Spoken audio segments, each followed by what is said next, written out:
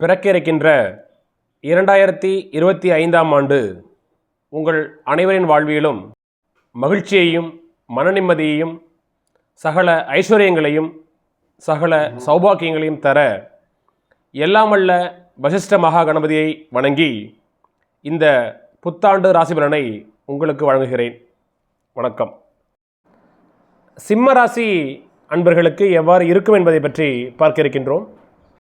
மகம், பூரம், உத்தரத்தினுடைய முதல் பாதம் கொண்ட நட்சத்திரங்களை உள்ளடக்கியது இந்த சிம்மராசி.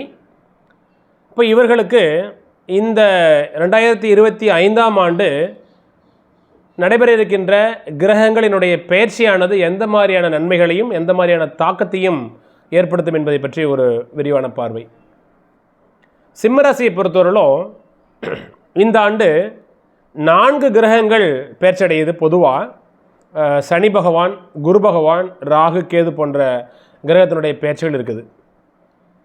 இப்போ இதில் இது நாள் வரை உங்கள் ராசிக்கு 7ஆம் இடத்தில் கண்டக சனியாக இருந்த சனி பகவான் வருகின்ற மார்ச் மாதம் 29ஆம் தேதி பெயர்ச்சியாகி கும்பத்திலிருந்து 8ஆம் இடமான மீனமனைக்கு செல்கிறார். உங்கள் ராசிக்கு 8ஆம் இடத்துக்கு செல்கின்றார். இதை நம்ம அஷ்டம சனி என்று நம்ம சொல்லுவோம். ராசிக்கு 8ஆம் இடத்தில் செல்வதால், அஷ்டமஸ்தானத்துக்கு சனி செல்வதால் இதுக்கு பேர் அஷ்டம சனி அப்படின்னு சொல்லுவோம். ஒன்று. அதே மாதிரி உங்கள் ராசிக்கு 10ஆம் இடத்தில் இருந்த குரு பகவான் மே மாதம் 14ஆம் தேதி பெயர்ச்சியாகி உங்கள் ராசிக்கு 11ஆம் இடத்திற்கு மிதுன ராசிக்கு வருகிறார். அதே மாதிரி ராகு பகவான் பார்த்தீங்கன்னா இது நாள் வரை உங்கள் ராசிக்கு 8ஆம் இடத்திலிருந்து வருகின்ற மே மாதம் 18ஆம் தேதி உங்கள் ராசிக்கு 7ஆம் இடத்திற்கு வரப்போகிறார்.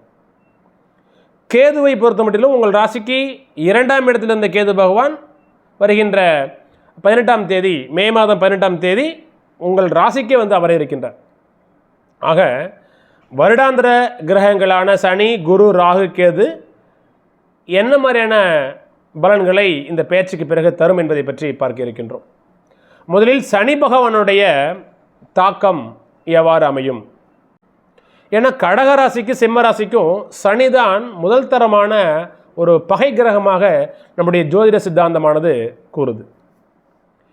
சிம்ம ராசிக்கு அதிபதியான சூரியனை கடுமையான நேர் பகை கிரகமாக எண்ணுபவர் சனி பகவான். அப்படிங்கிற அடிப்படையில் நிச்சயமாக இந்த சனி பகவான் ஒரு சில மன அழுத்தங்களையும் ஒரு சில கஷ்டங்களையும் கொடுக்கின்ற ஒரு காலகட்டமாகவே, ஒரு சேலஞ்சான ஒரு காலகட்டமாகவே நம்ம எடுத்துக்கணும். அதே சமயத்தில் கொஞ்சம் கவனமாக இருந்தோம்னா இந்த 2.5 ஆண்டு காலமானது மிகப்பெரிய ஒரு கஷ்டத்தை நமக்கு தராது. ஒரு கிரகம் மற்றொரு கிரகத்தை பேலன்ஸ் பண்ணி தான் இருக்கும் எப்பொழுதுமே. சரிங்களா? இங்கே பாருங்கள், சிம்ம ராசி, ராசிக்கு 7ஆம் பாவாதிபதி 8ஆம் இடத்தில் மீனத்தில் அமர்கிறார். 8ஆம் இடம் என்பது ஒரு துர்ஸ்தானம். இதில் இன்னொரு ப்ளஸ் என்னன்னு சொன்னால், உங்கள் ராசிக்கு யோகாதிபதியான குரு பகவான் அவருடைய வீட்டில் போய் சனி அமர்கிறார். மிகப்பெரிய அளவுக்கு பாதிப்பை ஏற்படுத்தாது. நம்ம 2 விதமாக இதை நம்ம யோசிக்கணும். சிம்ம ராசிக்கு என்னதான் ஒரு பகை கிரகமாக இந்த சனி பகவான் வந்தாலும் கூட, சனி பகவானுக்கு வீடு கொடுக்குற கிரகம் எதுனா குரு பகவான். அந்த குரு இயற்கை சுபகிரகம். சிம்மராசியான சூரியனை தன்னுடைய நண்பராக கருதுபவர் குரு பகவான். அப்போ குரு பகவானுடைய வீட்டில் சனி பகவான் அந்த அளவுக்கு ஒரு டிஸ்டர்ப் ஆக மாட்டார். 8ஆம் இடத்து சனி வந்தாலும் கூட மிகப்பெரிய அளவிற்கு நீங்கள் கவலை கொள்ள தேவையில்லை என்று நான் உங்களுக்கு சொல்கிறேன். சரி, ஒரு சில கஷ்டங்களையும் மன அழுத்தங்களையும், ஏன்னா 8ஆம் இடம் துருஸ்தானம் இல்லையா, ஒரு சில மன அழுத்தங்களையும் ஒரு சில கஷ்டங்களையும் விபத்துகள், சின்ன சின்ன விபத்துகள், கண்டகத்தை கொடுப்பார் ஒழிய மிகப்பெரிய அளவிற்கு பாதத்தை செய்ய மாட்டார். இன்னொன்று நீங்கள் தெரிஞ்சுக்கணும், இது கோச்சாரத்தில் வருகின்ற கிரக நிலைகள். சரிங்களா? எப்பொழுதுமே ஜாதகத்தில் ஜனனகால ஜாதகம் தான் மிக மிக முக்கியம். ஜனனகால ஜாதகத்தில் அதனுடைய அடிப்படையில் தற்போது என்ன தசாபுத்திகள் நடக்குது, நடப்பில் இருக்கின்ற தசாபுத்திகள் உங்கள் லக்னத்திற்கு சுபரா, யோகரா, நண்பரா, பாவரா, பகைவரா என்று வைத்து அதனுடைய அடிப்படையில் நம்ம இதுக்குள்ளே போகணும் ஒழிய இது கோச்சார பலன்கள். ஸோ இன்றைய காலகட்டத்தில் கிரகத்தினுடைய சுழற்சி நம்ம ராசிக்கு என்ன மாதிரியான தாக்கத்தை ஏற்படுத்தும் அப்படிங்கிற அடிப்படையில் இந்த சிம்மராசிக்கு 8ஆம் இடத்து சனி பகவான் வருவது சற்று ஒரு ஒரு சரியான ஒரு நிலை இல்லை. இருந்தாலும் அது குருவோடைய வீடு என்கின்ற அடிப்படையில் மிகப்பெரிய அளவு கஷ்டத்தையும் கொடுக்காது. 8ஆம் இடத்தில் அமர்கின்ற இந்த சனி பகவான் உங்கள் ராசிக்கு 2ஆம் இடத்தை பார்ப்பார். சனியினுடைய பார்வை சற்று கடுமையான கெடுபலன்களை கொடுக்கும் என்கின்ற அடிப்படையில், ஏன்னா கடகராசியும் சிம்மராசியை பொறுத்தவரையிலும் சனி பகவானுடைய பார்வை கடினமான ஒரு பார்வையாக இருக்கும். அப்போ சிம்மராசிக்கு 8ஆம் இட சனி பகவான் வந்து உங்கள் ராசிக்கு 2ஆம் இடத்தை பார்க்கிறார். தனம், குடும்பம், வாக்கு, கல்வி, வித்தை, விழி, இந்த இடத்தை பார்க்குறார். அப்போ பொருளாதாரத்தில் ஒரு சில குழப்பங்கள், மந்தங்கள், கஷ்டங்கள், பொருளாதார தடை, தட்டுப்பாடு, பொருளாதாரத்தில் ஒரு முன்னேற்றம் இல்லாத ஒரு சூழல், பேச்சினால பிரச்சனை, பேசவே கூடாது, பேச்சினால பிரச்சனை, நன்மையே பேசினாலும் தீமையில் வந்து முடியும். சரிங்களா? அதே மாதிரி குடும்பத்தில் ஒரு ஒற்றுமை இல்லாத சூழல். ஏன்னா 2ஆம் இடம் வந்து குடும்பத்தை குறிக்கின்ற ஒரு ஸ்தானம், அது வாக்கு ஸ்தானம். அது அப்போ துர்ஸ்தானாதிபதியான பார்வை இந்த துர்ஸ்தானத்திலிருந்து இந்த சனியினுடைய பார்வை 2ஆம் இடத்துக்கு இருக்கும் பொழுது நிச்சயமாக கொஞ்சம் கவனமாக இருக்கணும் பேச்சில். சரிங்களா? குடும்பத்தில் கொஞ்சம் ஒற்றுமை இல்லாத மாதிரி ஒரு சூழலை ஏற்படுத்தும், கொஞ்சம் கவனமாக இருக்கணும். பணம் தட்டுப்பாடு ஏற்பட வாய்ப்பு இருக்குது. சரிங்களா? குழந்தைகளுடைய ஆரம்ப கல்விகளில் அதே கவனம் செலுத்தணும். சரிங்களா? கண் சார்ந்த வகைகளில் பாதிப்பு ஏற்படுத்தும். ஏன்னா 2ஆம் இடம் நேத்திரஸ்தானம், சொல்லிக்கிட்டே இருக்கலாம். சரிங்களா? அதே மாதிரி தன்னுடைய 3ஆம் பார்வையால் உங்கள் ராசிக்கு 10ஆம் இடத்தை பார்க்கிறார். 8ஆம் இடத்தில் அமர்ந்த சனி பகவான் உங்கள் ராசிக்கு 10ஆம் இடத்தை பார்க்கிறார். சரிங்களா? அப்போ 10ஆம் இடம் வந்து ஜீவனஸ்தானம் இல்லையா, தொழில் ஸ்தானம் இல்லையா? அப்போ தொழில் சார்ந்த அமைப்புகளில் கொஞ்சம் கவனமாக இருக்கணும். புதிய தொழில் தொடங்கணும்னா ஒரு முறைக்கு பல முறை யோசித்து அதில் முடிவு பண்ணி இறங்கணும். ஏன்னா 10ஆம் இடத்தோடு ஒரு பாவ கிரகம் தொடர்பில் இருக்கக்கூடாது. சிம்மராசிக்கு 10ஆம் இடம் ஜீவனஸ்தானம். இதில் நான் அடிக்கடி சொல்கிற மாதிரி உங்களுடைய பிறக்கிற காலகட்டத்தில் தசாபுத்திகள் நல்லா இருக்குது அப்படின்னு சொன்னால் இந்த கோட்சாரத்தில் வருகின்ற சனியினுடைய பார்வை தொழிலை மிகப்பெரிய அளவுக்கு எடுக்காது. பட் இருந்தாலும் கூட சனி சிம்மராசிக்கு 10ஆம் இடமான ரிஷபமனையை பார்த்துக்கிட்டு இருக்குது. ரிஷபம் உங்கள் ராசிக்கு ஜீவனஸ்தானம் பார்க்கும் பொழுது தொழில் சார்ந்த அமைப்புகளில் சற்று மந்தங்கான சூழ்நிலை ஏற்படுத்தும். தொழிலில் ஒரு முன்னேற்றம் இருக்காது. சரிங்களா? லாபங்களை நீங்கள் நினைக்கிற அளவுக்கு ஈட்ட முடியாது, ஒரு சில நஷ்டத்தை உண்டு பண்ண வாய்ப்பு இருக்குது. அதே மாதிரி சனி பகவான் தன்னுடைய 10ஆம் பார்வையால் உங்கள் ராசிக்கு 5ஆம் இடத்தை பார்க்கின்றார். 5ஆம் இடமான தனுசு மனையை பார்க்கின்றார். அப்போது ராசிக்கு 5ஆம் இடம் என்பது பூர்வீகம், குழந்தைகள், அதிர்ஷ்டம், காதல், இந்த மாதிரி ஒரு இடத்துக்கு அதிபதி தனுசு மனை. அப்போ சனியினுடைய பார்வை சற்றே அந்த குழந்தைகளுடைய ஆரோக்கியத்தில் குறைபாடு ஏற்பட வாய்ப்பு இருக்குது. பூர்வீகத்தில் சின்ன சின்ன பிரச்சனைகளும் இடையூறுகளும் வந்து அகலும். சரிங்களா? அதே மாதிரி வந்து காதல் சம்மந்தப்பட்ட வகைகளில், இன்டர்காஸ்ட் சம்மந்தமான வகைகளில் அந்த தொடர்புகள் ஏற்படுத்த வாய்ப்பு இருக்குது. ஏன்னா சனியினுடைய பார்வை 5ஆம் இடத்துக்கு இருக்குது. சரிங்களா? இருந்தாலும் கூட சிம்மராசியை பொறுத்த மட்டில் சனி 8ஆம் இடத்திலிருந்து தன்னுடைய 3, 7, 10ஆம் பார்வையால் பார்க்கின்ற இந்த இடங்கள் சற்று பலம் குறைந்ததாகவே ஏற்படுத்தி இருக்கும். சரிங்களா? கொஞ்சம் கவனமாக இருந்த போதும் சனியினுடைய தாக்கத்திலிருந்து நம்ம விடுபடலாம். இதுக்கு என்ன பரிகாரம்னு சொன்னால், நீங்கள் கண்டிப்பாக நீங்கள் வந்து பெருமாளை வழிபடுறது நல்லது. எல்லோரும் சொல்கிறது போல தான் சனிக்கிழமைகளில் விரதம் இருந்து காக்கைக்கு சாதம் வைத்து வழிபடணும். ஆஞ்சநேயர் வழிபடுறது நல்லது. சனிக்கிழமைகளில் விரதம் இருந்து நவகிரகங்களில் சனீஸ்வரனை வழிபடுறது மிக மிக ஒரு சனீஸ்வரனுடைய தாக்கத்திலிருந்து நீங்கள் விடுதலை ஆகின்ற ஒரு சூழ்நிலை ஏற்படுத்தி கொடுக்கும். சரிங்களா? அதே மாதிரி இந்த சிம்மராசிக்கு வருகின்ற மே மாதம் 14ஆம் தேதி குரு பெயர்ச்சி வருது. அப்போ இது நாள் வரை உங்கள் ராசிக்கு 10ஆம் இடத்தில் இருந்த குரு பகவான் உங்கள் ராசிக்கு 11ஆம் இடத்துக்கு வரப்போகிறார். ஒரு வகையில் உங்கள் ராசிக்கு நண்பர், யோகாதிபதியும் கூட, 5ஆம் பாவாதிபதி குரு பகவான். அப்போ நிச்சயமாக நன்மை அளிப்பார். சரிங்களா? லாபஸ்தானத்துக்கு வரார் குரு பகவான்.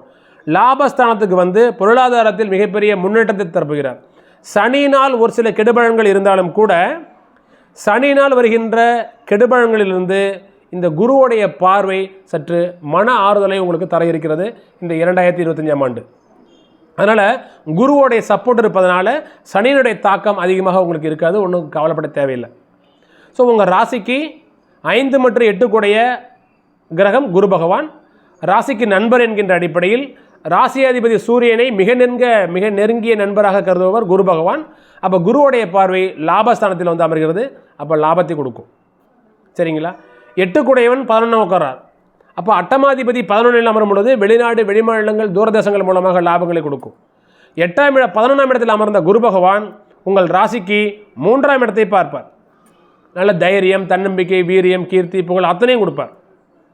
உங்கள் ராசிக்கு 5ஆம் இடத்தை பார்க்கின்றார். 5ஆம் இடம் என்பது இப்போ தான் சொன்னேன் இல்லையா, குழந்தைகள், பூர்வீகம் அப்படின்னு சொன்னேன், அதிர்ஷ்டம் சொன்னேன்.